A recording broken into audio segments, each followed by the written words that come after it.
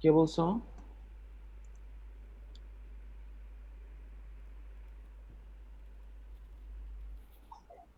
আচ্ছা, আমরা একটু শুরু করি, হ্যাঁ? তো আমাদের একটা লম্বা বিরতির পরে আবার নতুন করে আমরা ক্লাস শুরু করছি। সবাইকে ওয়েলকাম আমাদের এই ফিটস এন্ড ফরেস্ট সায়েন্স ক্লাসে। বাই দিস টাইম আমার যতটুকু মনে পড়ে, আমি একটা চ্যাপ্টার তোমাদেরকে শেষ করেছিলাম। সেটা হচ্ছে যে এন্টিনিউট্রিশনাল ফ্যাক্টর, এবং আমরা নতুন একটা চ্যাপ্টার শুরু করেছিলাম, সেটা ছিল ফিটস এন্ড ফডার সায়েন্স। সেটা ইন্ট্রোডাক্টরি কিছু কথাবার্তা বলেছিলাম, এবং ফিট ফডারের ক্লাসিফিকেশন নিয়ে আমরা কথা বলতেছিলাম। তো যেহেতু আজকের এই ক্লাসটা হচ্ছে মামুন স্যারের, স্যার আসলে ফিড অ্যাডিটিভস চ্যাপ্টারটা নেবেন। তো স্যার যদি কন্টিনিউ না করতে পারেন, তাহলে আমি তোমাদেরকে ফিড অ্যাডিটিভস সহ আমি তোমাদেরকে ক্লাসটা নিব। ঠিক আছে? তো আজকে আমরা ফিড অ্যাডিটিভস নিয়ে একটু শুরু করব। তোমরা একটু একজন আমাকে একটু সাপ্লিমেন্ট করো তো, যে স্যার ফিড অ্যাডিটিভস এর কি কি জিনিস টাচ করেছিলেন রিসেন্ট ক্লাসগুলোতে।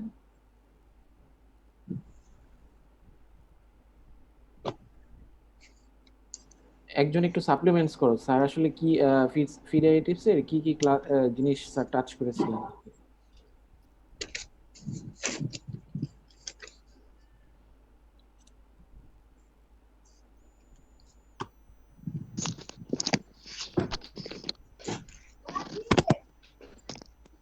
তোমরা কি আমাকে শুনতে পাচ্ছো?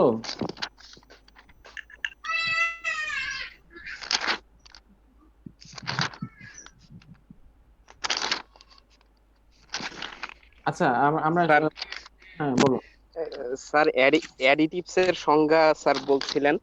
হুম, তারপরে অ্যাডিটিভস গুলা পপুলার পপুলার হওয়ার কিছুটা কারণ, হুম, হুম, পপুলার হওয়ার কিছু কারণ কয়েকটা পয়েন্ট আকারে স্যার আলোচনা করছিলেন।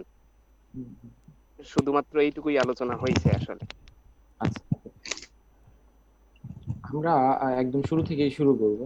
Feed additives. Antibiotic growth promoter এটা মনে পড়ানো হয়েছে। আচ্ছা, আচ্ছা, বুঝতে পারছি।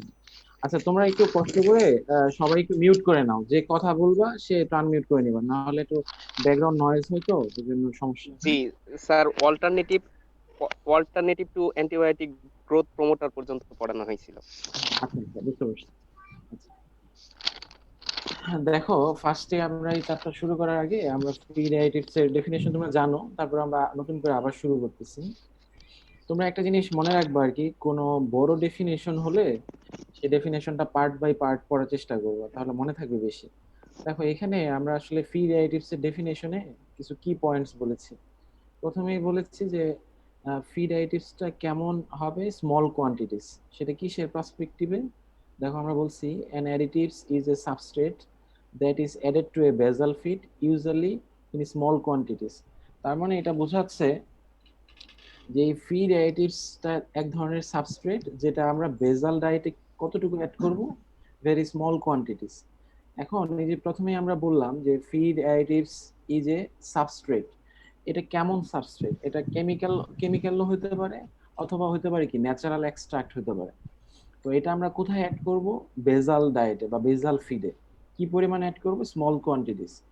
এখন একটা প্রশ্ন আসে যে বেজাল ফিড বলতে আসলে কি মিন করে। তোমরা সবাই জানো যে বেজাল ফিডটা হচ্ছে যে মূল যে খাবার আমাদের, আমরা বাঙালিদের বেজাল ডায়েট হচ্ছে কি, রাইস বা ভাত। তদ্রুপ ভাবে পোলট্রির ক্ষেত্রে আমরা বেজাল ডায়েট হিসেবে ধরে নেই মেইজ এবং কর্ন, সরি, কর্ন এবং হচ্ছে সয়াবিন মিল, এটাকে আমরা বেজাল ডায়েট করি। আহ, আরো সবাই একটু মিউট করে নাও, নাহলে ব্যাকগ্রাউন্ড সাউন্ড আসে তো।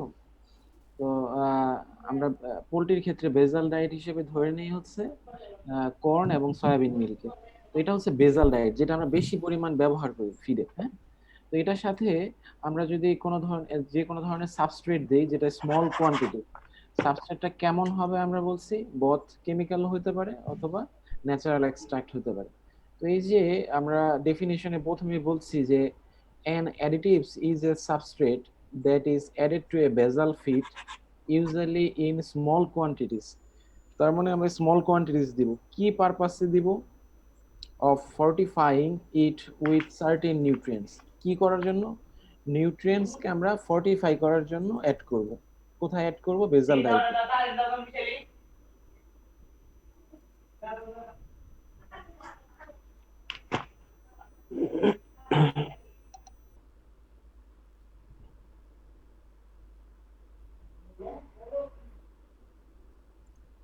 আচ্ছা, আমরা হচ্ছে কি করব যে নিউট্রিয়েন্টকে ফর্টিফাই করার জন্য আমরা অ্যাডিটিভস অ্যাড করব। আর কি উদ্দেশ্যে দিব? স্টিমুল্যান্টস হিসেবে ইউজ করব অথবা মেডিকেশন হিসেবে ইউজ করব। নিউট্রিয়েন্টকে ফর্টিফাই করার উদ্দেশ্য হচ্ছে এরকম, আমরা জানি আমরা ফিডটাকে কেন দেই? As a source of nutrients. তো এই ফিডের মধ্যে যে নিউট্রিয়েন্টস গুলো থাকে এগুলো মাঝে মাঝে অ্যাভেলেবল ফর্মে থাকে না। এই নিউট্রিয়েন্টস গুলো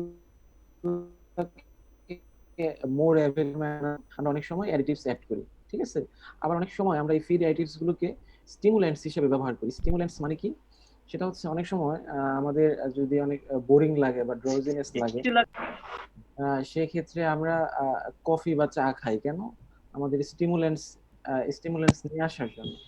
ঠিক তদ্রূপ ভাবে পোল্ট্রি বা লাইভ স্টকের ক্ষেত্রে গ্রোথ বা অন্য পারপাসে স্টিমুলেন্টস আনার জন্য আমরা ফিড অ্যাডিটিভস অ্যাড করি। অথবা কি হিসেবে অ্যাড করতে পারি? বিভিন্ন ধরনের মেডিকেশন হিসেবে অ্যাড করি। তোমরা হয়তো জেনে থাকবা যে সামার সিজনে ব্রয়লারের একটা কমন প্রবলেম হচ্ছে কক্সিডিওসিস, ঠিক আছে? তো আমরা যদি ফিডের মধ্যে আগে থেকেই কোনো কক্সিডিয়াল ড্রাগ দিয়ে থাকি, এটাকে আমরা কি হিসেবে কাউন্ট করব? অ্যাডিটিভস হিসেবে কাউন্ট করব। তো এখন দেখো, আমরা এই ডেফিনেশনটাকে যদি আরো সামারি ফর্মে নিয়ে আসি, তাহলে কি হবে? যে ফিড অ্যাডিটিভস হচ্ছে এক ধরনের সাবস্ট্রেট যেটা আমরা বেজাল ডায়েটে স্মল অ্যামাউন্ট অ্যাড করব। উদ্দেশ্য থাকবে এরকম যে যে নিউট্রিয়েন্ট আছে সেটাকে ফর্টিফাই করা এবং এটা স্টিমুলেন্টস অথবা মেডিকেশন হিসেবে ব্যবহার করা। লাস্টের লাইনটা দেখো যে এখানে আমরা কি বলছি, other than as a source of direct source of nutrient, other than as a direct source of nutrient. তার মানে এটা কি মিন করতেছে? এই যে ফিড অ্যাডিটিভস এর কথা বললাম, এটা কিন্তু কোনো ডাইরেক্ট নিউট্রিয়েন্টস দিবে না, তাই তো মিন করে? আচ্ছা, যদি তাই মিন করে, দেখো নিচে আমরা আরেকটা লাইনে বললাম ইট ইজ এ বলতে আমরা মিন করছি যে feed additives is a dash that affects utilization of feed and productive performance of a animal।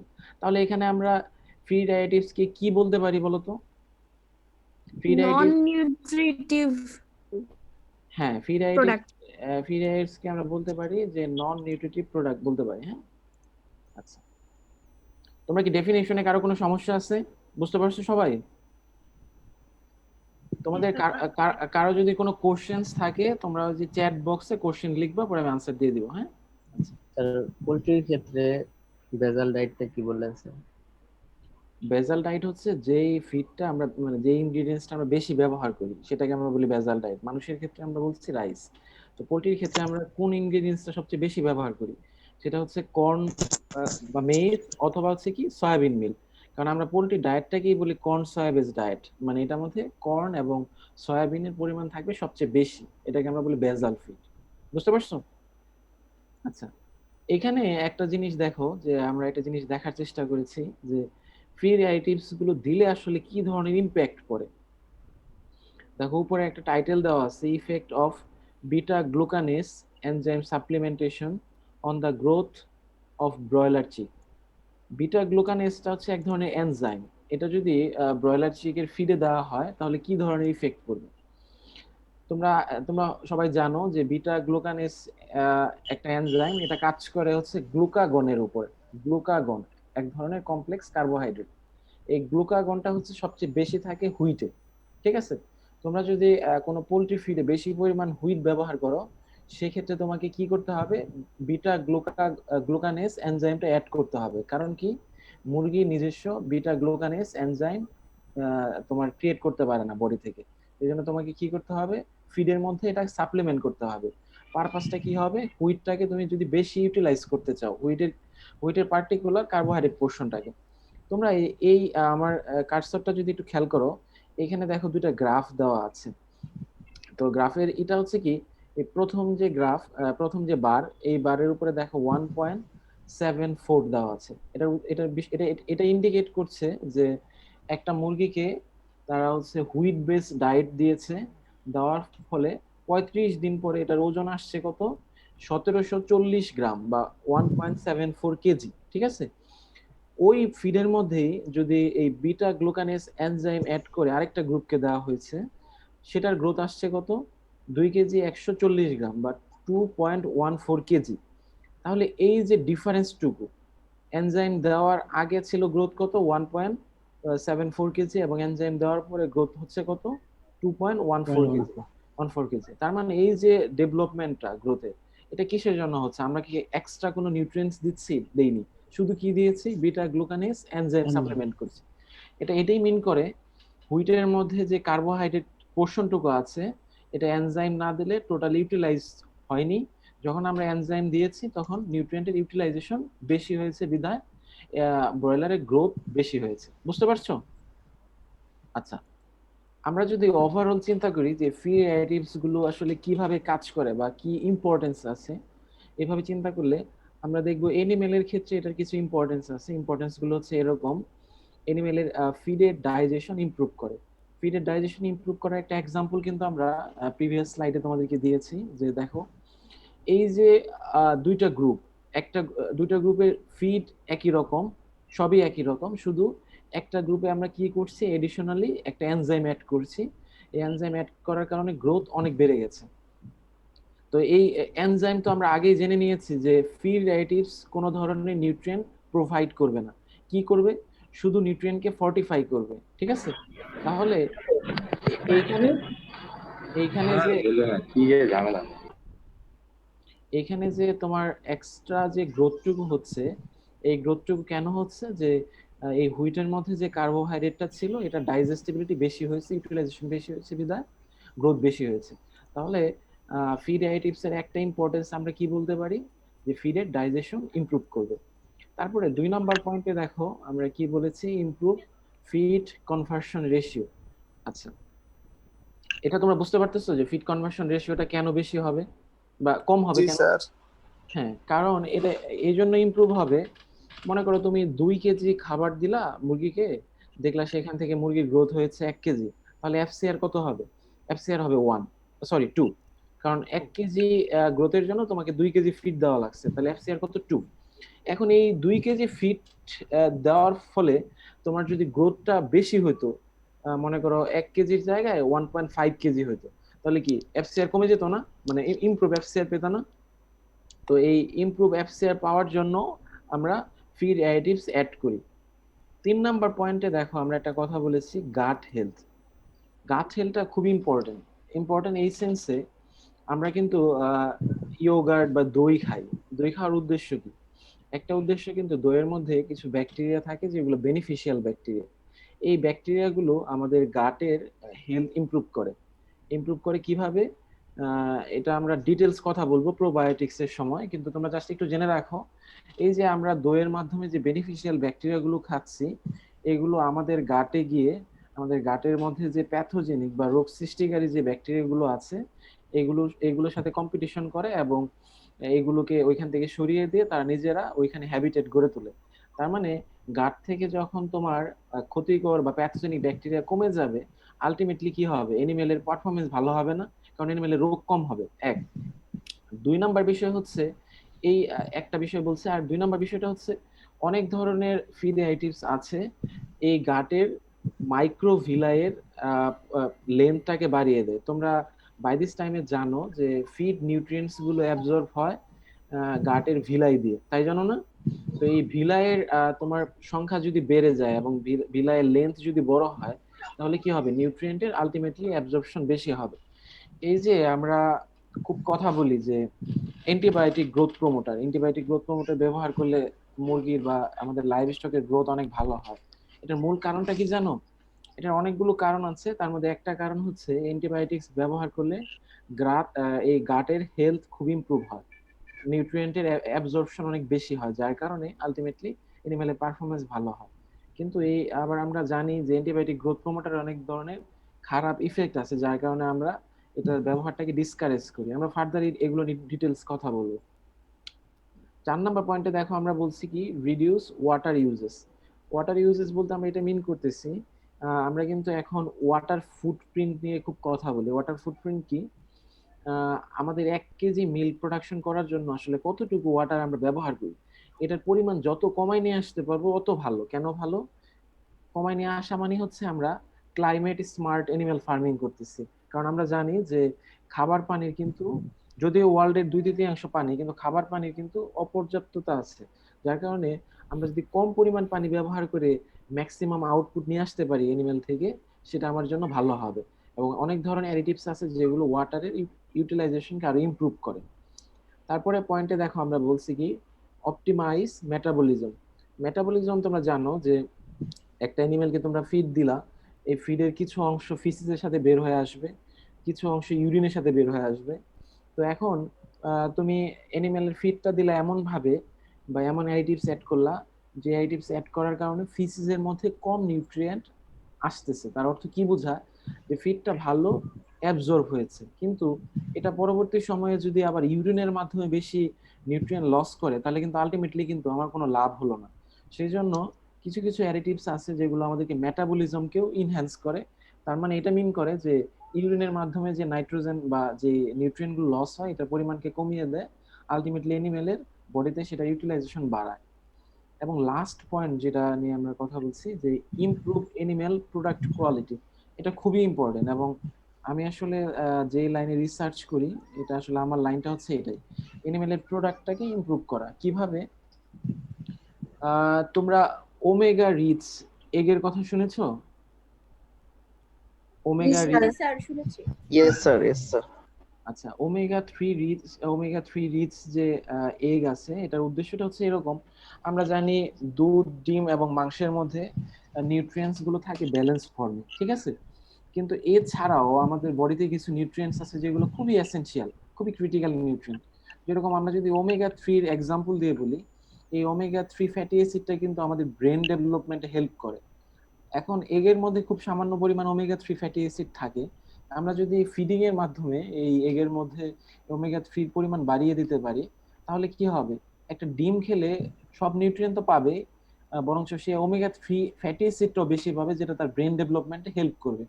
তাহলে এটার মাধ্যমে কিন্তু দুইটা ইফেক্ট হবে। একটা হচ্ছে কি ওই প্রোডাক্টের কোয়ালিটি ইমপ্রুভ হবে, এবং আরেকটা বিষয় হচ্ছে কি আমাদেরকে এক্সট্রা কোনো ট্যাবলেট খেতে হবে না ওমেগা থ্রির জন্য। তাহলে এটা ভালো হবে না? এটা একটা বিষয়। দ্বিতীয় বিষয় হচ্ছে, তোমরা অনেকে জেনে থাকবা রেড মিট, আমাদের ক্যাটেল, বাফেলো, শিপ, গোট, এগুলোর যে মাংস, এই মাংসগুলোর কালার তুলনামূলকভাবে লাল থাকে। এবং এই রেড মিটটাকে ওয়ার্ল্ড ওয়াইড তারা ডিসকারেজ করে। কেন ডিসকারেজ করে?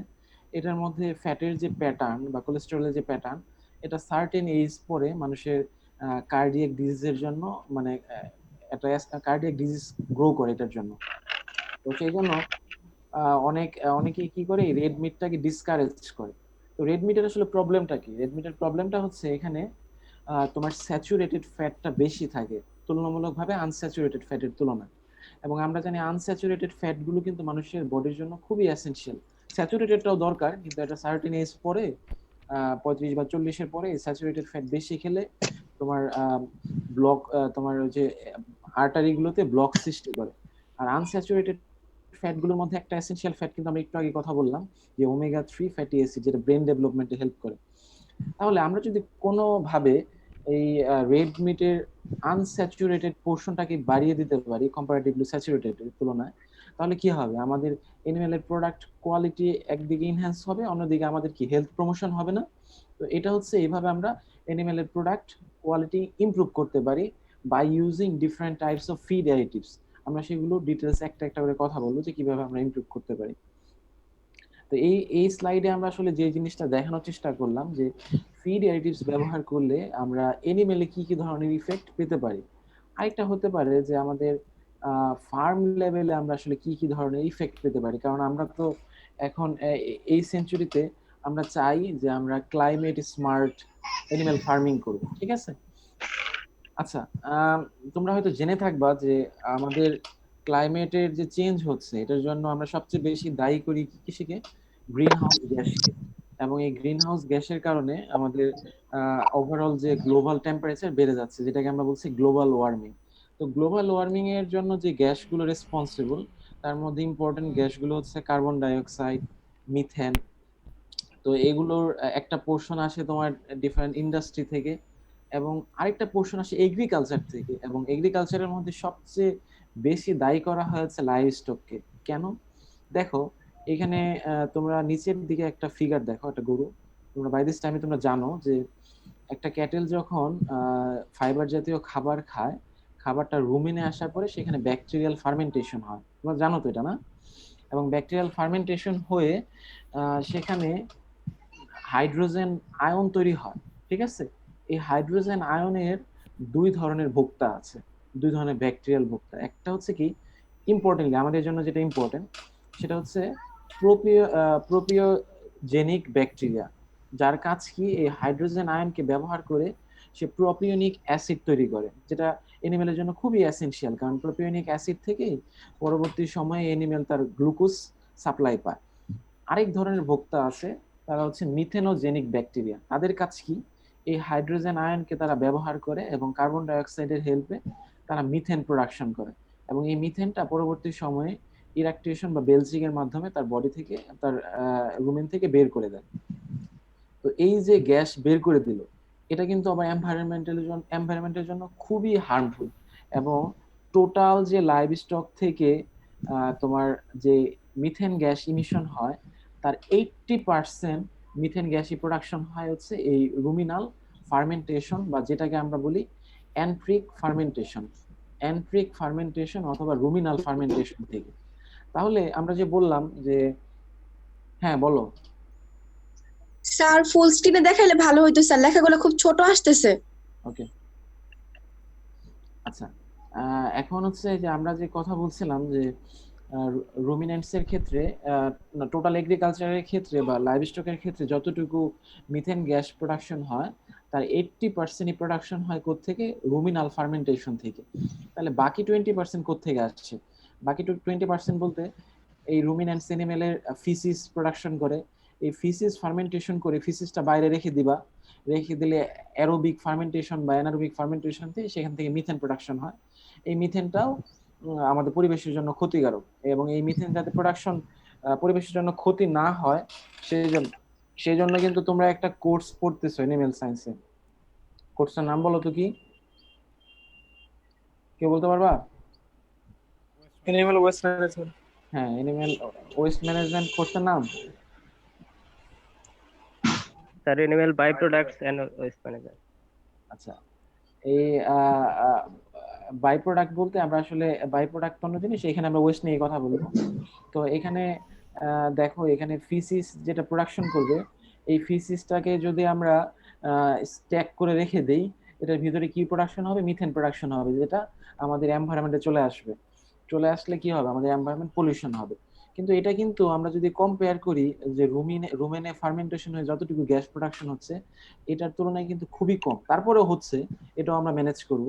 তার মানে এই যে এখানে যে 80% প্রোডাকশন হচ্ছে, এটাকে কমানোর জন্য আমাদেরকে ম্যানেজমেন্ট করতে হবে না? এখানে যদি আমরা কোনো ম্যানেজমেন্ট না করি, যদি খালি জাস্ট ফিসিস নিয়ে পড়ে থাকি, তাহলে তো 80% কি করতেছি না, আমরা ইগনোর করতেছি, যেটাকে আমরা 80% থেকে কমিয়ে নিয়ে আসতে পারি। ঠিক আছে, এটা খুবই ইম্পর্টেন্ট একটা বিষয়। তোমরা এই যে এখানে দেখো একটা পিকচার দেওয়া আছে, every dairy cow produce about 3 tons of carbon dioxide equivalent every year from enteric methane emission. Enteric methane emissionটাকে আমরা কি বলি? আরেকটা বলি যে রুমিনাল ফার্মেন্টেশন থেকে প্রতি বছর একটা dairy cow 3 tons carbon dioxide produce করে, যেটা খুবই বেশি।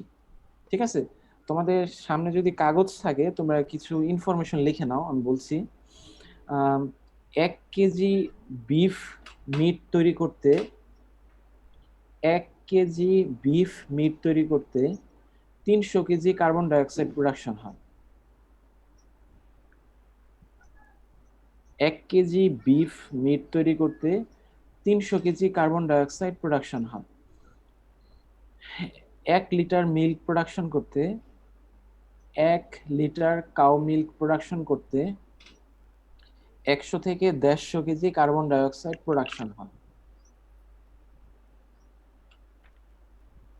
লিখছো? আমরা দুইটা জিনিস বলছি, যে 1 কেজি বিফ মিট প্রোডাকশন করতে 300 কেজি কার্বন ডাইঅক্সাইড প্রোডাকশন হয়, আর হচ্ছে 1 লিটার মিল্ক প্রোডাকশন করতে 100 থেকে 150 কেজি কার্বন ডাইঅক্সাইড প্রোডাকশন হয়। আচ্ছা, এই যে এনভায়রনমেন্ট পলিউশন, এটার ব্যাপারেও আমাদেরকে খুব কনসিয়াস থাকতে হয়, এবং different types of feed additives ব্যবহার করে আমরা এই ফার্মের এনভায়রনমেন্টটাকে ইমপ্রুভ করতে পারি, ওভারঅল এনভায়রনমেন্ট ইমপ্রুভ করতে পারি। তারপরে দেখো, আমরা একটা জিনিস বলেছি যে বেটার ওয়াটার ইউটিলাইজেশন। আমরা আগের স্লাইডেই বলেছিলাম যে ওয়াটার আমাদের জন্য খুব ইম্পর্টেন্ট একটা রিসোর্স, এটার বেটার কিভাবে ইউটিলাইজেশন করা যায় সেই বিষয়ে আমাদের চিন্তা করতে হয়। আমরা different types of feed additives add করে ওয়াটার ইউটিলাইজেশনটাকে বাড়াতে পারি। এবং লাস্টে আমরা বলছি যে প্রিসিশন ফিডিং পার্সপেক্টিভস। প্রিসিশন বলতে আমরা বুঝাই যতটুকু দরকার অতটুকুই ফিডিং, এর বেশি আমরা ফিডিং করাবো না, এক্সাক্ট যতটুকু দরকার। তো এই প্রিসিশন ফিডিং এর ক্ষেত্রেও আমাদের ফিড অ্যাডিটিভস গুলো অনেক হেল্প করে। আমরা ফার্দার এগুলো ডিটেলস কথা বলবো। আচ্ছা, এখানে দেখো যে আমরা আসলে যে জিনিসটা বলার চেষ্টা করেছি যে ফিড অ্যাডিটিভস গুলোকে যদি আমরা গ্রসলি ক্লাসিফাই করি, ফিড অ্যাডিটিভস গুলো হচ্ছে 6 ধরনের। প্রথম যে ফিড অ্যাডিটিভস আমরা যেটাকে বললাম যে additives that enhance feed intake, খাবারের ইনটেককে বাড়িয়ে দিবে। এটার এক্সাম্পল হিসেবে আমরা বলছি কি অ্যান্টিঅক্সিডেন্ট এবং ফ্লেভারিং এজেন্ট। আচ্ছা শোনো, তোমরা আমার কথাগুলো শোনো, আমি ক্লাস শেষ হলেই তোমাদেরকে স্লাইডটা দিয়ে দেবো, লেখা দরকার নাই, ঠিক আছে? যে জিনিসগুলো লিখতে পারবো এটা লিখতে পারো আর কি। তো এই অ্যাডিটিভস গুলো হচ্ছে কি ফিড ইনটেকটাকে ইমপ্রুভ করবে। তো সেক্ষেত্রে আমরা এক্সাম্পল বললাম কি অ্যান্টিঅক্সিডেন্ট এবং ফ্লেভারিং এজেন্ট। তোমরা একটা জিনিস খেয়াল করবা, মনে করো তোমরা অনলাইন ক্লাস করতেছো, তোমাদের কিচেনে রান্না হচ্ছে, ফ্লেভারটা এত সুন্দর, তুমি কি করবা? অনলাইন ক্লাসটাকে ভিডিও এবং অডিও বন্ধ করে দিয়ে খেতে যাবা, তাই না? তো এখানে হ্যাঁ, এখানে বিষয়টা হচ্ছে ফ্লেভার খুবই ইম্পর্টেন্ট একটা বিষয়। এনিমেলের ক্ষেত্রে সেম, ফ্লেভারটা যদি অনেক বেশি অ্যাট্রাকটিভ হয় তো এনিমেল ভালো খাবে। আর একটা বিষয় দেখো যে কালার এবং কোয়ালিটি। তুমি যে ফিডটা এনিমেলকে সাপ্লাই করলা, তোমার নিজের ক্ষেত্রে চিন্তা করো, তোমার সামনে একটা কেক দেওয়া হয়েছে, সেটার কালার একদমই ভালো না, তাহলে তোমার খেতে ইচ্ছে করবে না। কালারটা যদি খুবই অ্যাট্রাকটিভ হয়, তোমার সেই ফিডটা বা ফুডটা খেতে ইচ্ছে করবে। 3 নম্বর পয়েন্টে দেখো আমরা বলছি যে কিছু ধরনের অ্যাডিটিভস আছে যেটা ডাইজেশন এবং অ্যাবজর্পশনকে হেল্প করবে, সেটার কিছু এক্সাম্পল আমরা বলেছি, এগুলো আমরা ডিটেলস কথা বলবো পরবর্তী সময়। 4 নম্বর পয়েন্টে আমরা বলছি কিছু অ্যাডিটিভস আছে যেগুলো গ্রোথ এবং প্রোডাকশনে হেল্প করবে, কিছু অ্যাডিটিভস আছে যেগুলো মেটাবলিজমে হেল্প করবে, এবং কিছু অ্যাডিটিভস আছে যেগুলো হেলথ স্ট্যাটাসে হেল্প করবে। তাহলে গ্রসলি আমরা ফ্রি অ্যাডিটিভসকে 6টা ভাগে ভাগ করতে পারি। সেটার মধ্যে একটা ধাঁচ হচ্ছে যেগুলো ফিড ইনটেককে ইমপ্রুভ করবে, একটা হচ্ছে যে কালার এবং কোয়ালিটি ইমপ্রুভ করবে, কিছু আছে ডাইজেশন এবং অ্যাবজর্পশনকে ইমপ্রুভ করবে, কিছু আছে গ্রোথ এবং প্রোডাকশনকে হেল্প করবে, কিছু আছে মেটাবলিজমে হেল্প করবে, এবং কিছু আছে কি অ্যানিমেলের ওভারঅল হেলথ স্ট্যাটাসকে ইমপ্রুভ করবে। ওকে,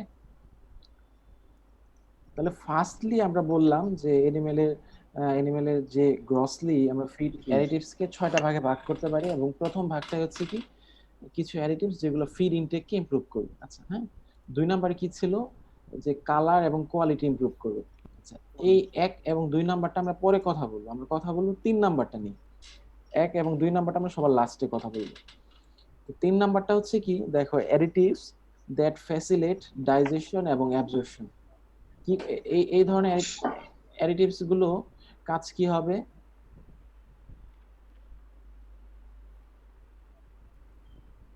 আচ্ছা, এই ধরনের অ্যাডিটিভস এর কাজটা হবে যে তোমার ওভারঅল ফিডের ডাইজেশন এবং অ্যাবজর্পশনকে বাড়িয়ে দেওয়া। সেটার এক্সাম্পল হিসেবে আমরা কি বললাম? অ্যাসিডিফায়ার, প্রোবায়োটিক্স, প্রিবায়োটিক্স, চিলেটস, বাফার এবং নিউট্রালাইজার এবং গ্রিট। আচ্ছা, তোমরা এই নামগুলো শুনেছো এর আগে? জি স্যার। জি স্যার, কিছু কিছু শুনছি। আচ্ছা, তাহলে তো আমাদের এগুলা গ্রিকটা নতুন একটু, তাছাড়া বাদ বাকিগুলো শোনা হয়েছে। আচ্ছা, তাহলে তো এগুলো নিয়ে আমাদের ডিটেলস কথা বলা দরকার নেই। আছে হ্যাঁ স্যার, ডিটেইলস কথা বলার দরকার আছে, আমরা তো শুধু নাম শুনছি, স্যার বলতে হবে স্যার। হ্যাঁ, ডিটেলস বলতে হবে বলতে এক একটা নিয়ে আমাদের এক একটা ক্লাস করতে হবে, এগুলো খুবই ইম্পর্টেন্ট। জি স্যার। কারণ আমরা তো মানে নাম জানি এবং কি কাজ করে এটা জানি, কিভাবে কাজ করে এটা জানি না, ঠিক আছে? এগুলো নিয়ে আমাদের ডিটেলস কথা বলতে হবে। আচ্ছা, আমরা প্রথমেই কথা বলবো অ্যাসিডিফায়ার নিয়ে। গ্রসলি আমরা যদি এটার ক্লাসিফিকেশন দেখি, এটা কি কাজ করবে আমরা জেনে গেছি। কি কাজ করবে? ওভারঅল ফিডের ডাইজেশন এবং অ্যাবজর্পশনকে ইমপ্রুভ করবে। আচ্ছা, অ্যাসিডিফায়ার, এটা নাম থেকে কি মনে হচ্ছে? এটা এক ধরনের অ্যাসিড, তাই তো? হ্যাঁ, দেখো আমরা কি বলছি, আমি প্রথমেই কিন্তু তোমাদেরকে ডেফিনেশনের সময় একটা জিনিস বলেছিলাম যে বড় কোনো ডেফিনেশন হলে তোমরা কি করবে, পার্ট বাই পার্ট চিন্তা করবে। দেখো এখানে অ্যাসিডিফায়ারের ক্ষেত্রে আমরা প্রথমেই বললাম কি ফিড অ্যাসিডিফায়ার্স আর অ্যাসিডস। ক্লিয়ার? আচ্ছা, এই অ্যাসিডটা আমরা কোথায় অ্যাড করব? ফিডে। কেন অ্যাড করব? এই ফিড অ্যাড করলে ফিডে অ্যাড করার অর্থই হচ্ছে পিএইচ কমে যাবে। কিসের পিএইচ কমে যাবে? ফিডের। সহজভাবে চিন্তা করো, ফিড অ্যাসিডিফায়ার, এটা আসলে নেচারটা কেমন, অ্যাসিডিক নেচার। এটা যখন ফিডে অ্যাড করবা, ফিডে অ্যাড করলে কি হবে, ফিডের যেহেতু অ্যাসিড, ফিডের পিএইচ কমে যাবে। ক্লিয়ার সবার কাছে? জি স্যার। আচ্ছা স্যার হ্যাঁ জি স্যার। আচ্ছা, ফিডে যদি অ্যাড করো, ফিডের পিএইচ কমে যাবে। আচ্ছা, এই ফিডটা কে খাবে, এনিমেল খাবে। এনিমেলের কোথায় যাবে, গাট। গাট বলতে আমরা কি বুঝাই, তোমার যে আমরা ওভারঅল যে গ্যাস্ট্রোইন্টেস্টিনাল ট্র্যাক্টটা আছে বা জিআইটি ট্র্যাক আছে, এটাকে আমরা গাট বলি। এই গাটে ওই ফিডটা যাবে। ওই ফিডের মধ্যে কি, ফিডের পিএইচটা যেহেতু কম, গাটের পিএইচ কি কমে যাবে না? যেহেতু আমরা আগেই বলে নিয়েছি যে এই অ্যাসিডিফায়ার হচ্ছে এক ধরনের অ্যাসিড যেটা ফিডের পিএইচ কি করবে, কমিয়ে দিবে। এই ফিডটা খাবে এনিমেল, এনিমেলের গাটে যাবে। গাটে যাওয়ার ফলে কি হবে, এনিমেলের গাটের পিএইচটা কমে যাবে। আচ্ছা দেখো, তারপরে আমরা বলছি মাইক্রোবিয়াল সাইটোপ্লাজমেরও পিএইচ কমে যাবে। এই বিষয়টা কনফিউজিং। আমরা তো এতটুকু পর্যন্ত বুঝতে পারছি যে অ্যাসিডিফায়ারটা হচ্ছে এক ধরনের অ্যাসিড যেটা আমরা ফিডে অ্যাড করি, উদ্দেশ্য কি, ফিডের পিএইচ কমানো এবং গাটের পিএইচ কমানো। গাটের পিএইচটা কেন কমবে, ফিডটা যেহেতু এনিমেল খাবে, এনিমেলের গাটের পিএইচ কমে যাবে। আচ্ছা, মাইক্রোবিয়াল সাইটোপ্লাজমের পিএইচ কেন কমবে? এটা এই জন্যই কমবে, তোমরা হয়তো জেনে থাকবা যে আমাদের এনিমেল বা এজ এ হিউম্যান হিসেবে আমাদের গাটে প্রচুর পরিমাণ মাইক্রোবিয়াল কমিউনিটি আছে। তো এই মাইক্রোবিয়াল কমিউনিটির কাজটা কি, রেডিমেড কোনো নিউট্রিয়েন্ট পেলেই তারা সেটাকে অ্যাবজর্ব করে নেয়। এবং অ্যাসিডিফায়ারটা বা এই অ্যাসিডটা হচ্ছে খুবই সলিউবল। এটা যখন এই গাটে যাবে, গাটে যাওয়ার পরে মাইক্রোবস সেই অ্যাসিডিফায়ারটা অ্যাবজর্ব করে নেবে। অ্যাবজর্ব করে নিলে কি হবে, যেহেতু এটা অ্যাসিড, সেই মাইক্রোবিয়াল সাইটোপ্লাজম বা মাইক্রোবসের ভিতরের অ্যাসিডিটি, সরি মাইক্রোবসের ভিতরের পিএইচটা কমে যাবে। তোমরা আমি তোমাদেরকে সহজ করার জন্য এখানে একটু খেয়াল করো। তোমরা পিকচার দেখতে পাচ্ছ? মনে করো একটা ফিড আছে, এখানে ফিডের মধ্যে তোমরা অ্যাসিডিফায়ার অ্যাড করছো। অ্যাসিডিফায়ার অ্যাড করার অর্থ হচ্ছে এটার ফিডের পিএইচটা কমে যাবে। তো এই ফিডটা যখন এনিমেল খাবে, এনিমেল খাওয়ার পরে যখন এনিমেলের এই জিআই ট্র্যাকে আসবে বা গাটে আসবে, এই গাটের মধ্যে প্রচুর পরিমাণে কি আছে, মাইক্রোবস আছে। মাইক্রোবস কি করবে, এই তোমার ফিডের মধ্যে যে অ্যাসিডটা আছে, এই অ্যাসিডটাকে সে অ্যাবজর্ব করে নেবে, কারণ অ্যাসিডটা কিরকম, সলিউবল, খুবই সহজে অ্যাবজর্ব হয়ে যায়। যেহেতু এই মাইক্রোবস গুলো অ্যাসিডটাকে অ্যাবজর্ব করে নেবে, এবং মাইক্রোবসের ভিতরে এরকম একটা সাইটোপ্লাজম থাকে, হ্যাঁ, এই সাইটোপ্লাজমের ভিতরে কি হবে, তখন পিএইচটা কমে যাবে, কারণ অ্যাসিডটা কি, অ্যাসিড মানে তো পিএইচ কমে যাবে, তাই না? আচ্ছা, তাহলে আমরা যদি এই ডেফিনেশনটাকে আরেকটু বলি, ফিড অ্যাডিটিভস ফিড অ্যাসিডিফায়ার্স আর অ্যাসিডস ইনক্লুডেড ইন ফিডে অ্যাড করব in order to lower the pH of feed, gut and microbial cytoplasm, thereby inhibiting the growth of pathogenic intestinal microflora. আচ্ছা, লাস্টের লাইনটা কি তোমরা বুঝতে পারছো? কিন্তু স্যার এই যে মাইক্রোবিয়াল সাইটোপ্লাজম যেটা, এটার পিএইচ কমলে লাভটা কোন জায়গায় হইতেছে? হ্যাঁ, এটা লাভ, আমরা কি লাভ ছাড়া কোনো কাজ করি? আমরা অবশ্যই লাভের জন্যই করি, এবং লাভটা কোথায় হচ্ছে, এটাই মানে তুমি যেটা ধরতে পারছো, এটা তোমাকে থ্যাঙ্কস। আমরা এই লাভ কিভাবে হবে এটার জন্য আমরা এরপরে স্লাইডে কথা বলবো, ঠিক আছে? আচ্ছা, আমরা এই তোমার আনসারটা দিব, হ্যাঁ, 10 মিনিট পরে তোমার এই আনসারটা দিব, ঠিক আছে? আচ্ছা, এই লাস্টের লাইনটা যেটা বললাম, thereby inhabiting the growth of pathogenic intestinal microflora, আমি ধরে নিলাম যে তোমরা এই লাইনটা বোঝো নাই, ঠিক আছে? আমি 10 মিনিট পরে সবাইকে আবার জিজ্ঞেস করবো তোমরা এই লাইনটা বুঝতে পারছো কিনা, ঠিক আছে? তো এখানে দেখো যে আমরা একটা জিনিস বলেছি যে অ্যাসিডিফায়ারটা আমরা ডায়েটে কতটুকু অ্যাড করব, 0.25%, ঠিক আছে? 0.25% অ্যাড করব। তাহলে প্রথমেই আমরা যে ফিড অ্যাডিটিভস এর একটা ডেফিনিশনে বলেছিলাম যে ফিড অ্যাডিটিভসটা হচ্ছে আমরা খুবই স্মল অ্যামাউন্ট অ্যাড করব। তো এটার সাথে কি মিলছে না যে আমরা কিন্তু খুবই স্মল 0.25% অ্যাড করব, ঠিক আছে? তো অ্যাসিডিফায়ারটা কেমন হতে পারে? অ্যাসিডিফায়ারটা তো আমি আগেই বলছি এটা এক ধরনের অ্যাসিড। সেই অ্যাসিডটা অর্গানিক অ্যাসিডও হতে পারে, ইনঅর্গানিক অ্যাসিডও হতে পারে। কিন্তু তোমরা বাজার থেকে যত ধরনের অ্যাসিডিফায়ার কিনবা, মোস্ট অফ ইট দেখবে অর্গানিক অ্যাসিড, সিট্রিক অ্যাসিড, আরো অনেক ধরনের organic acid, propionic acid, fumaric acid. এর কারণ হচ্ছে এই অর্গানিক অ্যাসিডের তোমার এই ব্যাকটেরিয়াল পপুলেশনকে কমানোর ক্ষেত্রে খুব ভালো হেল্প করে কম্পারেটিভলি টু ইনঅর্গানিক অ্যাসিড। এই বিষয়গুলো তোমাদের এখন একটু কঠিন লাগবে, আমরা এই পরের স্লাইডটাতে আবার যখন ঘুরে আসবো তখন সহজ লাগবে। তোমরা জাস্ট এতটুকু জিনিস জেনে রাখো যে অ্যাসিডিফায়ারটা দুই ধরনের হতে পারে, একটা হতে পারে অর্গানিক অ্যাসিড, একটা হতে পারে ইনঅর্গানিক অ্যাসিড, এবং অর্গানিক অ্যাসিডটাই বেশি ব্যবহৃত হয়। Okay. এখন তোমাদের কনফিউশন যে এটার ভিতরের পিএইচ যদি কমে যায় তাহলে আমাদের লাভটা কি আসলে? এনার্জি প্রডিউস হবে স্যার। দেখো আচ্ছা, যাদের একটু সাউন্ড হচ্ছে তারা একটু মিউট করে নাও। আচ্ছা, এখানে দেখো যে শোয়েব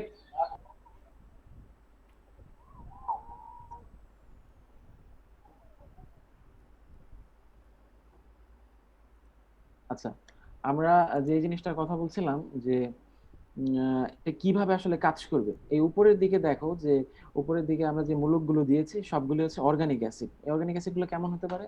আমরা বলছি সাইট্রিক অ্যাসিড হতে পারে, প্রোপিওনিক অ্যাসিড হতে পারে, ফিউমারিক অ্যাসিড হতে পারে। তো এই অর্গানিক অ্যাসিডগুলো মনে করো কোথায় আসছে? এটা আছে গাটে, ঠিক আছে? যেহেতু আমরা আগেই বলেছি যে তুমি ফিডের মাধ্যমে যে অর্গানিক অ্যাসিডটা দিলা এটা গাটে চলে আসছে। গাটের মধ্যে কি আছে? গাটের মধ্যে মাইক্রোবস আছে, ঠিক আছে? তো মাইক্রোবস কি করবে? এই অর্গানিক অ্যাসিড গুলোকে খুব দ্রুত অ্যাবজর্ব করে নেবে। এই যে উপরের দিকে যে ইনটেক তোমার অর্গানিক অ্যাসিড গুলো আছে এটাকে আমরা বলি আনডিসঅ্যাসোসিয়েটেড, মানে ভাঙে নাই। ডিসঅ্যাসোসিয়েশন মানে হচ্ছে ভেঙে যাওয়া, ডিসঅ্যাসোসিয়েটেড অর্থ হচ্ছে এটা ভাঙে নাই। এই আনডিসঅ্যাসোসিয়েটেড ইগুলো অর্গানিক অ্যাসিড গুলো মাইক্রোবসের সাইটোপ্লাজম বা মাইক্রোবসের ভিতরে চলে আসবে। আসার পরবর্তী সময়ে এটা কি হবে? ভেঙে যাবে। এটা ভেঙে গিয়ে কি হবে? একটা অ্যানায়ন হবে এবং ক্যাটায়ন হবে, ঠিক আছে? এটা কেন ভাঙলো? কারণ মাইক্রোবসের ভিতরের যে সাইটোপ্লাজম, এই সাইটোপ্লাজমের পিএইচ থাকে হচ্ছে 7। কত থাকে? 7। এই 7 পিএইচ এ আসার পরবর্তী সময়ে তোমার এই অর্গানিক অ্যাসিড গুলো ভেঙে গিয়ে ক্যাটায়ন এবং অ্যানায়ন হবে। আমাদের ইম্পর্টেন্ট হচ্ছে যে ভেঙে গিয়ে যে হাইড্রোক্সিল আয়নটা হলো এটা আমাদের জন্য ইম্পর্টেন্ট, এবং হাইড্রোক্সিল আয়ন হবে আর কি হবে? কার্বক্সিলিক মূলক হবে। আচ্ছা, এখানে দেখো আমরা যদি চিন্তা করি যে 4টা অর্গানিক অ্যাসিড এই সাইটোপ্লাজমের ভিতরে আসলো, আসার পরে কি হবে? 4টা কার্বক্সিলিক গ্রুপ হবে এবং 4টা কি হবে? হাইড্রোজেন আয়ন হবে। আচ্ছা, এই যে হাইড্রোজেন আয়নের সংখ্যা বাড়তেছে, বাড়লে কি পিএইচ বাড়বে না কমবে? হাইড্রোজেন আয়নের সংখ্যা বাড়লে তো পিএইচ পিএইচ কমবে। কমবে স্যার। পিএইচ কমে যাবে, হাইড্রোজেন আয়নের কারণে পিএইচটা কমে যাবে। আচ্ছা আচ্ছা, এই যে পিএইচ কমে যাচ্ছে, কমে গেলে দেখো এটার এটা তো আমরা একটা চিন্তা করতেছি, এটা একটা মাইক্রোবস কোথায় আছে? গাটে আছে। তাহলে এটার বাইরে একটা পিএইচ আছে না? বাইরে একটা পিএইচ আছে, ভিতরের পিএইচটা কত ছিল? 7 ছিল। এবং এই হাইড্রোজেন আয়ন প্রোডাকশন হওয়ার কারণে পিএইচটা কি আস্তে আস্তে কমা শুরু করছে। তাই কমা শুরু করলে এই মাইক্রোবস কি চেষ্টা করবে না যে বাইরের এবং ভিতরের পিএইচটাকে সমান রাখার জন্য? বাইরের এবং ভিতরের পিএইচ যদি সমান না থাকে তাহলে তো ওর যে সেল মেমব্রেন আছে, মেমব্রেন তো ভেঙে যাবে, ঠিক আছে? ও চেষ্টা করবে কি এই পিএইচটাকে সমান রাখার জন্য বাইরের এবং ভিতরে। তাহলে ও কি করবে? এই যে হাইড্রোজেন আয়ন যেটা প্রোডাকশন হচ্ছে এটাকে যদি বাইরে বের করে দেয়, বের করে দিলেই তো সমান হয়ে যাবে। কারণ এই হাইড্রোজেন আয়নগুলো বাইরে বের করে দিলেই তো আস্তে আস্তে পিএইচ কি করতে থাকবে? বাড়তে থাকবে না? এই হাইড্রোজেন আয়ন বেশি হওয়ার কারণে তো পিএইচ কমে গিয়েছিল, এবং হাইড্রোজেন আয়নটাকে যদি সে বের করে দেয় তাহলে তো পিএইচ আবার আস্তে আস্তে বাড়তে থাকবে। এটাই তো বিষয়। আচ্ছা, এখন বিষয়টা হচ্ছে তোমরা একটা জিনিস মনে রাখবা, এই মাইক্রোবস গুলো তার এনার্জির জন্য তার বডির ভিতরে কি করে? গ্লাইকোলাইসিস পাথওয়ে কন্টিনিউ করে, ঠিক আছে? আচ্ছা, এই যে দেখো এখানে পিএইচ যখন কমা শুরু করছে, কমা শুরু করার সময় সে তার বডির ফার্স্ট প্রায়োরিটি হয়ে গেছে কি এই হাইড্রোজেন আয়নটাকে তার বডি থেকে বের করে দিতে হবে। এখন এই যে হাইড্রোজেন আয়ন বের করার জন্য তার এনার্জি খরচ হবে, ঠিক আছে? এখানে এক ধরনের পাম্প আছে যেটাকে আমরা বলি হাইড্রোজেন আয়ন এটিপি ফেস। তোমরা কিছুই লেখো না, আমরা এই টেক্সট গুলো দিব। হাইড্রোজেন আয়ন এটিপি ফেস একটা পাম্প আছে, এই পাম্প কি করবে? এই হাইড্রোজেন আয়নটাকে তার বডি থেকে বের করে দেবে, এবং এটার জন্য কি খরচ হবে? এনার্জি খরচ হবে। আচ্ছা, তার মানে কন্টিনিউয়াস যদি এই তোমার অর্গানিক অ্যাসিড গুলো তার বডির ভিতরে আসতে থাকে তাহলে কন্টিনিউয়াস হাইড্রোজেন আয়ন তৈরি হবে, এবং এই হাইড্রোজেন আয়নগুলোকে তার বডি থেকে বের করার জন্য কি হবে? তার এনার্জি খরচ হতে থাকবে। এটা হলো একটা বিষয়। দ্বিতীয় বিষয় দেখো, এখানে এই হাইড্রোজেন আয়নগুলো যখন প্রোডাকশন হচ্ছে ইমিডিয়েটলি কি হবে? পিএইচ ফল করবে না? পিএইচ ফল করার জন্য তার বডির যে গ্লাইকোলাইসিস পাথওয়ে যেটা চলতেছিল, সেই গ্লাইকোলাইসিস পাথওয়ে চলতেছিল কত? পিএইচ 7 এ।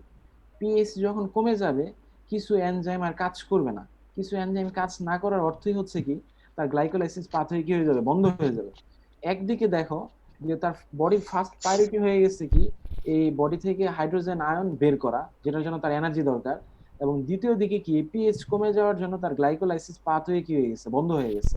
বন্ধ হয়ে যাওয়া মানে কি তার এক্সট্রা কোনো এনার্জি আসতেছে না, এবং আবার এনার্জি খরচ বেড়ে গেছে। তার মানে এখানে একটা এনার্জির একটা আনস্টেবল কন্ডিশন ক্রিয়েট হবে। দুইটা বিষয়। 3 নাম্বার বিষয়ে দেখো এখানে ও কি করতেছে যে হাইড্রোজেন আয়নটাকে বের করে দিচ্ছে। এই কার্বক্সিলিক আয়নের কিন্তু কোনো কিছু করতে পারতেছে না, ওর বডিতে এটা কার্বক্সিলিক আয়ন করার মতো কোনো সিস্টেম নাই। এই যে কার্বক্সিলিক আয়নগুলো জমা হচ্ছে, এটা একটা নির্দিষ্ট সময় পরে ওর বডির জন্য টক্সিক হিসেবে কাজ করবে, এবং কি করবে আলটিমেটলি ওর যে এই যে সেল মেমব্রেন আছে এই মেমব্রেনটা কি হয়ে যাবে, ভেঙে যাবে। ঠিক আছে? আচ্ছা, আমরা যদি একটু টেক্সট আকারে চিন্তা করি, দেখো আমরা কি বলছি, at the internal pH of bacteria, যেটাকে আমরা বলছি কত 7, the undissociated organic acid dissociated। তার মানে এই 7 pH এ এই অর্গানিক অ্যাসিড গুলো ভিতরে এসে এটা ভেঙে যাবে, ভেঙে কি হবে, হাইড্রোজেন আয়ন দিবে এবং কার্বক্সিলিক মূলক দিবে। ঠিক আছে? the internal pH of bacteria decreases। তার মানে কি এই যে হাইড্রোক্সিন আয়ন গুলো যে প্রোডাকশন হচ্ছে, পিএইচটা কি হয়ে যাবে, কমে যাবে। and the pH sensitive bacteria are unable to tolerate a large spread between the internal and external pH। যেটাকে আমি বলছিলাম যে যে pH যে কমে যাচ্ছে, বাইরের pH এবং ভিতরের pH এর সামঞ্জস্যতা রক্ষা করা তার জন্য খুবই ইম্পর্টেন্ট, তার বেঁচে থাকার জন্য। ঠিক আছে? তো সে বেঁচে থাকার জন্য কি করবে, at specific hydrogen ion ATP phase pump, এই পাম্পটা কি করবে, এখানে এই হাইড্রোজেন মূলকটাকে তার বডি থেকে বের করে দিবে। ঠিক আছে? বের করে দেওয়ার উদ্দেশ্য কি, পিএইচটাকে অপটিমাম রাখা তার বডির ভিতরে। এই যে কাজটুকু করলো, কাজ করতে গিয়ে তার কি হবে, দেখো দিস ফিনোমেনন কনজিউমস এনার্জি। এনার্জি কেন খরচ হচ্ছে আমরা আগেই বলছি, এখানে হাইড্রোজেন আয়ন বের করতে হলে তার এনার্জি খরচ হবে, and eventually can stop the growth. এই যে এনার্জি যে সে এক্সট্রা খরচ করতেছে এর জন্য তার গ্রোথটা কি হয়ে যাবে, কমে যাবে, এবং কি ব্যাকটেরিয়া মারাও যেতে পারে। ঠিক আছে? একটা বিষয়। দ্বিতীয় বিষয় আমরা বলছি কি, যে প্রথমেই যে হাইড্রোজেন আয়নটা প্রোডাকশন হচ্ছে, প্রোডাকশন হওয়ার কারণে তার পিএইচটা যে কমে যাচ্ছে, এই কমে যাওয়ার জন্য তার বডির ভিতরে কিছু এনজাইম কাজ করা বন্ধ করে দিবে। কাজ করা বন্ধ করে দিবে কি ধরনের এনজাইম, ডিকার্বক্সিলেস ক্যাটালেস, যেগুলো হচ্ছে কি, যেগুলোর কাজ কি গ্লাইকোলাইসিস পাথওয়েতে সাইকেলটা কমপ্লিট করা। তার মানে এই এনজাইমগুলো যখন কাজ করবে না তখন কি গ্লাইকোলাইসিসটা আলটিমেটলি বন্ধ হয়ে যাবে। উপরের দিকে দেখো আমরা বলছি প্রথমেই যে হাইড্রোজেন আয়নটাকে বের করার জন্য তার এনার্জি দরকার, দ্বিতীয় লাইনে আবার আমরা বলতেছি যে তার গ্লাইকোলাইসিস পাথওয়ে বন্ধ হয়ে গেছে, তার কোনো এক্সট্রা এনার্জি নাই, তার মানে কি সে বেরও করতে পারতেছে না। এবং তৃতীয় লাইনে দেখো আমরা কি বলছি, তার অ্যানায়নিক যে পার্ট, যেটাকে আমরা বলছি কার্বক্সিলিক পোর্শন, সেটা কিন্তু ওই ব্যাকটেরিয়ার ভিতরে আছে, সেটা কিন্তু বের হতে পারতেছে না। তাই তো? বের যেহেতু হতে পারছে না, সেজন্য এটা কি করবে, এটা টক্সিক হিসেবে কাজ করবে। আলটিমেটলি কি হবে, যে ব্যাকটেরিয়ার যে সেল মেমব্রেনটা আছে, সেল মেমব্রেনটা ডিসরাপশন হয়ে যাবে বা ভেঙে যাবে। আচ্ছা, কে জানি আমাকে কোশ্চেন করেছিল যে পিএইচ কমলে লাভ কি হবে, সে কি আনসারটা পেয়েছো? জি স্যার। স্যার একটা কথা আছে যে ধরেন এনার্জি যেরকম বের হয়ে মানে খরচ হয়ে যাচ্ছে আর ওই দিক দিয়ে তো এনার্জি প্রডিউস করতে পারতেছে না, তো এরকম কি কোনো পসিবিলিটি আছে যে এই ডিসঅ্যাসোসিয়েটেড হয়ে গেছে যেসব ইগুলা মানে ক্যাটায়ন আর অ্যানায়ন ওগুলা আবার অ্যাসোসিয়েট হইতে পারবে বা এরকম না কোনো না না, পসিবিলিটি আছে? এগুলোর সুযোগ নাই। এটা ডিসঅ্যাসোসিয়েশন হওয়ার পরে তারা বেশি কমফোর্টেবল। স্যার বুঝতে পারছি। আচ্ছা, এই যে লাস্টে যে আমরা লাইনটা বলেছিলাম যে thereby inhibiting the growth of pathogenic intestinal microflora, তোমরা বুঝতে পারছো যে কেন এটা জি এটা স্যার। জি ইনহিবিট স্যার। না? বুঝতে পারো নাই, আমি তো বলি নাই। এখন বিষয় হচ্ছে, মনে করো তোমার ফেসবুকে ফ্রেন্ড 5000 রাখা যায়, তোমার 5000 হয়ে গেছে, এবং তুমি চাচ্ছ কি কিছু ফ্রেন্ড সর্টিং করার জন্য। তো বিষয়টা কি এরকম, তুমি তোমার যে 5000 ফ্রেন্ড হয়েছে সবাইকে একসাথে আনফ্রেন্ড করে দিবা, এরকম বিষয়? নাকি তোমার যাদের সাথে তোমার কমিউনিকেশন কম তাদেরকে আনফ্রেন্ড করে দিবা? তো এখন এই যে দেখো এখানে আমরা বলছি কি, প্যাথোজেনিক ব্যাকটেরিয়ার গ্রোথটাকে আমরা কি করতে চাই, ইনহিবিট করতে চাই। আমরা কি বলছি যে যেগুলো বেনিফিশিয়াল ব্যাকটেরিয়া এগুলোর গ্রোথ আমরা ইনহিবিট করতে চাই? বলছি? বলিনি। তার মানে এখানে একটা বিষয় আছে, বিষয়টা হচ্ছে তোমরা মনে রাখবা যে যত ধরনের প্যাথোজেনিক ব্যাকটেরিয়া আছে এই ব্যাকটেরিয়াগুলো নিউট্রাল পিএইচ অথবা স্লাইটলি অ্যালকালাইন পিএইচ, এই ধরনের পিএইচে তারা কমফোর্টেবল। আর যত ধরনের অ্যাসিড মানে অ্যাসিডিক কন্ডিশনে যে পিএইচ যে ব্যাকটেরিয়াগুলো সাস্টেইন করে, মোস্ট অফ দ্য তারা হচ্ছে কি বেনিফিশিয়াল। আমরা যদি একটা এক্সাম্পল দিয়ে বলি, ল্যাক্টোবেসিলাস, যেটা আমাদের জন্য খুবই ইম্পর্টেন্ট এবং এনিমেলের জন্য ইম্পর্টেন্ট। এই ল্যাক্টোবেসিলাস ব্যাকটেরিয়াগুলো 5 পিএইচ বা হচ্ছে 4.5 পিএইচ এই ধরনের পিএইচে তারা বেশি কমফোর্টেবল। আর আমরা যদি একটু প্যাথোজেনিক ব্যাকটেরিয়ার কথা চিন্তা করি, কোলিফর্ম বা হচ্ছে কোলিফর্ম ব্যাকটেরিয়া, সালমোনেলা ব্যাকটেরিয়া, এই ব্যাকটেরিয়াগুলো কিন্তু 7 পিএইচ বা 7.5 বা 8 পিএইচ এই ধরনের পিএইচে তারা কি করবে, তাদের জন্য গ্রোথের জন্য ভালো। তারা অ্যাসিডিক পিএইচে সাস্টেইন করতে পারবে না। কম্পারেটিভলি আমরা যদি বেনিফিশিয়াল ব্যাকটেরিয়ার কথা চিন্তা করি, তারা অ্যাসিডিক পরিবেশে কি করবে, সাস্টেইন করতে পারবে। এই যে আমরা মেকানিজম তোমাদেরকে যেটা দেখাইলাম, এটা কিন্তু সব কার্বক্সিল মূলক। এটা যে আমরা দেখাইলাম, এটা কিন্তু সব ধরনের ব্যাকটেরিয়ার ক্ষেত্রে এই মেকানিজম ফলো করবে না। এটা কোন ধরনের ব্যাকটেরিয়ার ক্ষেত্রে মেকানিজম ফলো করবে, যারা পিএইচ সেনসিটিভ, স্পেসিফিক্যাল এই যে ব্যাকটেরিয়াগুলো প্যাথোজেনিক, যারা অ্যাসিডিক পিএইচ এ সাস্টেইন করতে পারে না, অ্যাসিডিক পরিবেশে সাস্টেইন করতে পারে না, মূলত আসলে প্যাথোজেনিক ব্যাকটেরিয়া। ঠিক আছে? তার মানে এইখানে যে জিনিসটা আমরা বললাম, thereby inhibiting the growth of pathogenic intestinal microflora, আমরা দিচ্ছি অ্যাসিড, তার মানে আমরা চাচ্ছি কি অ্যাসিডিক পরিবেশ ক্রিয়েট করার জন্য। উদ্দেশ্য কি, প্যাথোজেনিক ব্যাকটেরিয়াগুলোকে আমরা ডিস্ট্রয় করতে চাই। বুঝতে পারছো? তার মানে কি অ্যাসিডিফাইড দেওয়ার কারণে আমার বেনিফিশিয়াল ব্যাকটেরিয়ার কোনো ক্ষতি হবে? না স্যার। না স্যার, হবে না। কারণ বেনিফিশিয়াল ব্যাকটেরিয়াগুলো তো ওরা অ্যাসিডিক পরিবেশে সাস্টেইন করতে পারে, ওদের তো এই সমস্যা হবে না। এই যে মেকানিজম তোমাদেরকে যেটা দেখালাম, এটা হচ্ছে প্যাথোজেনিক ব্যাকটেরিয়ার ক্ষেত্রে। ঠিক আছে? ওকে, আচ্ছা, এটা জাস্ট একটা ফিগার দেওয়া হয়েছে যে তোমরা দেখো যে আমাদের মাইক্রোবিয়াল যে পপুলেশনটা থাকে, এটা মূলত আমাদের স্মল ইন্টেস্টাইনে আমরা আসলে এই যে অ্যাসিডিফায়ারটা অ্যাড করতে চাচ্ছি। অ্যাসিডিফায়ার অ্যাড করার উদ্দেশ্য হচ্ছে স্মল ইন্টেস্টাইনে যে প্যাথোজেনিক ব্যাকটেরিয়াগুলো থাকে, এই ব্যাকটেরিয়াগুলোকে আমরা সরাতে চাই। ঠিক আছে? এখন সরাতে চাই আসলে বিষয়টা কিরকম, মনে করো একটা বিয়ের দাওয়াতে তুমি গেছো, তো তুমি জানোই কি এখানে খাবার ঘাটতি পড়তে পারে। তা তুমি কি করবা? তুমি করবা কি, যে একটা ব্যাচ শুরু হয়ে গেলে ওই সিটের পেছনে তুমি দাঁড়ায় থাকবা। তোমার উদ্দেশ্য কি, সে যখন সিট থেকে উঠে পড়বে তুমি জাস্ট বসে পড়বা। এটার উদ্দেশ্য কি, তুমি স্পেসটাকে কি করে নিলা, ক্যাপচার করে নিলা। এখন তো আর তুমি বসে পড়লে তো আর কোনো সমস্যা নেই। তো এই মাইক্রোবস গুলোর ক্ষেত্রে এরকম বিষয়টা হয়।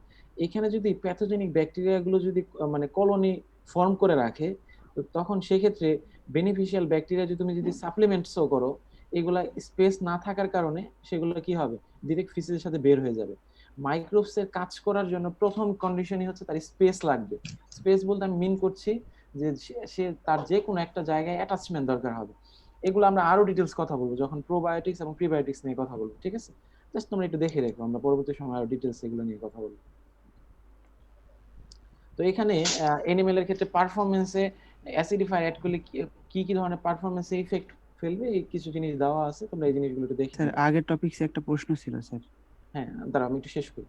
আচ্ছা, এটা হচ্ছে যে কিছু ইফেক্ট কি হবে, প্রোটিন ডাইজেশন ইমপ্রুভ করবে, প্যাথোজেনিক ব্যাকটেরিয়ার সংখ্যা কমিয়ে দিবে, আলটিমেটলি কি এনার্জি এবং প্রোটিনের ডাইজেস্টিবিলিটি ইমপ্রুভ করবে। হ্যাঁ, আচ্ছা, প্রোবায়োটিক্সটা আমরা নেক্সট ক্লাসে কথা বলবো।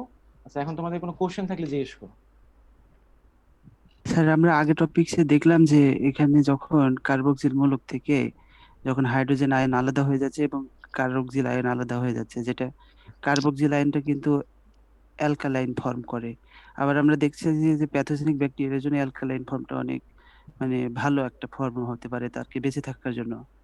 তো এখানে যে কার্বক্সিল মূলক দেখা যাচ্ছে যে স্যার অ্যালকালাইন ফর্ম যেটা থাকবে, এটা তো মানে ওর তো কোনো কাজ নেই। সে যদি টক্সিক ফর্ম করার পূর্বে সেটা যদি ইয়ের ক্ষেত্রে যে ক্ষতিকর ব্যাকটেরিয়ার ক্ষেত্রে যদি কাজে লাগে, তাহলে তো তাকে ইনহিবিট করা তো আমাদের পক্ষে অসম্ভব। এটা কিভাবে সম্ভব? আচ্ছা, তোমার কোশ্চেনটা যদি আমি বুঝে থাকি, তুমি আসলে এই জিনিসটা বলতে চাচ্ছো যে এখানে কার্বক্সিলিক যে মূলকগুলো হচ্ছে, এগুলো তো অ্যালকালাইন কন্ডিশন ক্রিয়েট করবে। তো এই অ্যালকালাইন কন্ডিশন ক্রিয়েট করলে তো এই ব্যাকটেরিয়ার জন্য সেটা কি হতে পারে, বেনিফিশিয়াল কিছু হতে পারে, তাই তো? এটা তুমি মিন করছো? জি স্যার, জি স্যার। তো এখন বিষয়টা হচ্ছে লবণ ছাড়া তো আমরা কোনো কিছুই খেতে পারি না। লবণ ছাড়া খেতে পারি, তরকারি খেতে পারবো, কিন্তু লবণ না যদি স্যার। তুমি বেশি পরিমাণ দাও খেতে পারবা? ওটা তোমার জন্য কি হবে, মানে হার্মফুল হবে, ঠিক আছে। এই কার্বক্সিলিক মূলকগুলোর জন্য ভালো, কিন্তু এটার সংখ্যা যখন অনেক বেশি হয়ে যাবে তখন হচ্ছে কি ও এখানে ইলেকট্রোলাইটিক যে ব্যালেন্স আছে এই ব্যালেন্সটা মেনটেন করতে পারবে না, ওর জন্য সেটা টক্সিসিটি ক্রিয়েট করবে, বুঝতে পারছো? এটা কম কিন্তু থাকলে স্যার ভালো। এই পাশে তো আমরা হাইড্রোজেন আয়ন যখন বেড়ে যাচ্ছে তখন আমরা কি দুই পাশে সমতা করার জন্য মানে এনার্জি, এখানে এনার্জি খরচ হয় কিন্তু হাইড্রোজেন আয়নকে বের করে দিচ্ছি, তাহলে এটা কেন নয়? আচ্ছা, তুমি এটা কি বের হচ্ছে না কেন এটা বলতেছো? না স্যার, আমি বলছি তো এটা তো মানে যে ক্ষতিকর ব্যাকটেরিয়া আছে তাদের জন্য বেনিফিশিয়াল হতে পারে, হাইড্রোজেন আয়নকে না হয় ব্যালেন্স করার জন্য বের করে দিচ্ছে। আচ্ছা তো আচ্ছা এরকম যখন আচ্ছা, বের হয়ে যাবে তো তোমার সেল একটা ওয়ালের কথা বলে, বাইরে। আমরা তো একটু আগে যে মেকানিজমটা বললাম সেটা হচ্ছে হাইপোথেটিক্যাল মেকানিজম, ঠিক আছে। বিষয়টা কিন্তু এরকম না যে সবগুলো হাইড্রোজেন আয়ন বের হয়ে যাবে, বের হয়ে যাওয়ার পরে হচ্ছে এইগুলা থাকার জন্য টক্সিসিটি ক্রিয়েট করবে এবং তখন অ্যানিমেলটা এই ব্যাকটেরিয়াটা মারা যাবে, এটা কিন্তু না। আমরা কিন্তু তিনটা কারণ বলছি, তিনটা কারণে প্রথম কারণটা বলছিলাম কি পিএইচ কমে যাওয়ার কারণে গ্লাইকোলাইসিস বন্ধ হয়ে যাবে, গ্লাইকোলাইসিস বন্ধ হয়ে গেলে এই ব্যাকটেরিয়াটা যেহেতু এনার্জি পাবে না সে এমনি মারা যাবে, একটা বিষয়। দ্বিতীয় বিষয়টা বলছি যদি এটাতে না মারা যায়, এই যে এনার্জি তোমার দেখো এখানে এটা বের করার জন্য যে এনার্জি খরচ হচ্ছে এটার জন্য একটা ইমব্যালেন্স এখানে ক্রিয়েট হবে, এটার জন্য মারা যেতে পারে। আবার থার্ড একটা কারণ বলছি যে যদি সবগুলো বেরও হয়ে যায় এখানে যে তোমার কার্বক্সিলিক আয়ন গুলো যেগুলো প্রোডাকশন হচ্ছে এটার জন্য যে টক্সিসিটি হবে এটার কারণে সে মারা যেতে পারে, ঠিক আছে। এটা কিন্তু তিনটা কারণ বলছি, কিন্তু প্র্যাকটিক্যালি আসলে আমরা জানি না যে আসলে কোনটা হয়। কিন্তু এটা কিন্তু থিওরিটিক্যালি ইম্পসিবল, মানে প্র্যাকটিক্যালি ইম্পসিবল যে সবগুলো হাইড্রোজেন আয়ন বের হয়ে যাবে তারপরে এটা টক্সিসিটি ক্রিয়েট করবে তারপরে ব্যাকটেরিয়াটা মারা যাবে, সেটা কিন্তু এরকম না।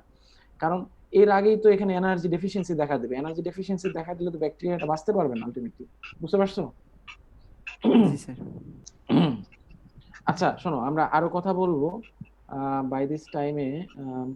তোমাদেরকে আমি চ্যাট বক্সে একটা তোমাদের চ্যাট বক্সটা একটু খেয়াল করো।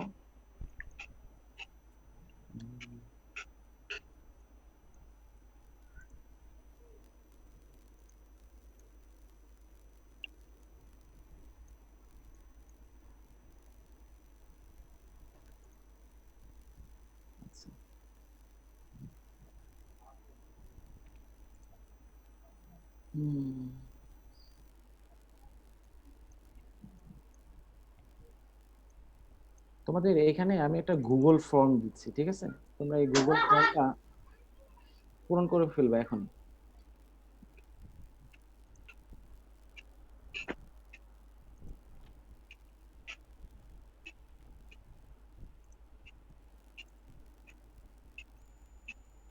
তোমরা চ্যাট বক্সে দেখো যে আমি একটা গুগল ফর্মের লিংক দিয়েছি, তোমরা এটা একটু পূরণ করে ফেলো এখন।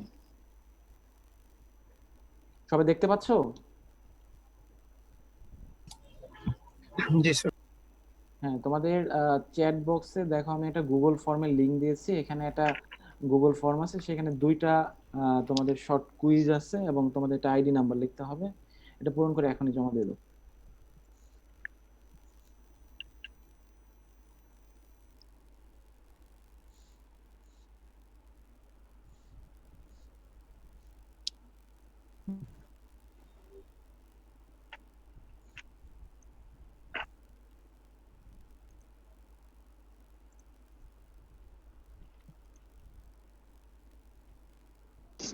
জি স্যার হইছে। করছি স্যার। করেছি স্যার। হ্যাঁ, না ভালো লাগবে না, তোমরা করো, আমি দেখতেছি কে কে করতেছো, এখানে আমার কাছে দেখা যায়।